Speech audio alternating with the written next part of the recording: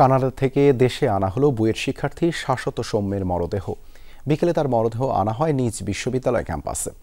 বিমানবন্দর থেকে সৌম্যের মরদেহ প্রথমে নেওয়া হয় রাজধানীর সেগুন বাগিচায় নিজ বাসায়, পরে সেখান থেকে লাশবাহী গাড়িতে করে বুয়েট ইসিই ভবনে আনা হয় সৌম্যের মরদেহ। এ সময় শেষবারের মতো তার মরদেহ দেখতে আসেন বুয়েট উপাচার্য, বন্ধু ও স্বজনরা। গত 4 জুন কানাডার একটি লেক থেকে তার মরদেহ উদ্ধার করা হয়। গ্র্যাজুয়েশন শেষে সৌম্য কিছুদিন শিক্ষকতা করেন বুয়েটে। এরপর যুক্তরাষ্ট্রের MIT-তে যান পিএইচডি করতে। পরে কানাডা ও যুক্তরাষ্ট্রের বেশ কয়েকটি বিশ্ববিদ্যালয়ে গবেষণার উপর বক্তৃতা দেন তিনি। কানাডা পুলিশ সৌম্যের মৃত্যুর কারণ উদ্ঘাটন করতে পারেনি, তবে সৌম্যের পরিবার এই মৃত্যুকে দুর্ঘটনা বলেই ধারণা করছেন। পানিটা ছিল 0 ডিগ্রি সেন্টিগ্রেড টেম্পারেচার।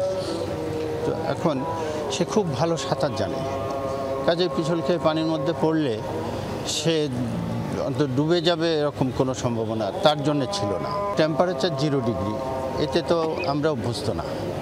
তো যার ফলে আমরা ধারণা করছি যে ওর হার্টবিট বন্ধ হয়ে গেছে।